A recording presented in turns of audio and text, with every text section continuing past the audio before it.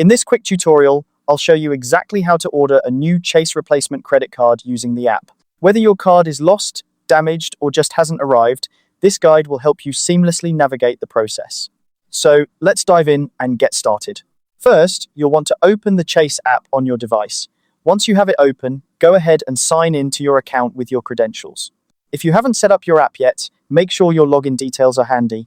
While this might seem like a simple step, signing in is crucial because it ensures you have access to all your account features and can securely manage your cards. Once you're logged in, direct your attention to the bottom right corner of the screen.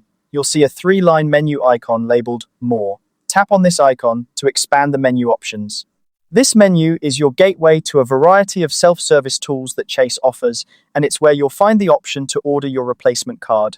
After opening the More menu, look for the Replace Cards option under the Self-Service section. Tap on it, and you'll be prompted to choose a reason for replacing your card. It's important to select the reason that best matches your situation, whether it's because your card is lost, damaged, or perhaps it never arrived. Being accurate here helps Chase process your request more efficiently. Once you've selected the reason, tap Next to proceed. This step takes you to a screen where you can review your mailing address and choose a shipping method. It's a good idea to double-check that your address is correct to avoid any delays in receiving your new card. If everything looks good, tap Next again to confirm your request. And that's it. By following these steps, your replacement Chase credit card will be ordered and mailed to you promptly.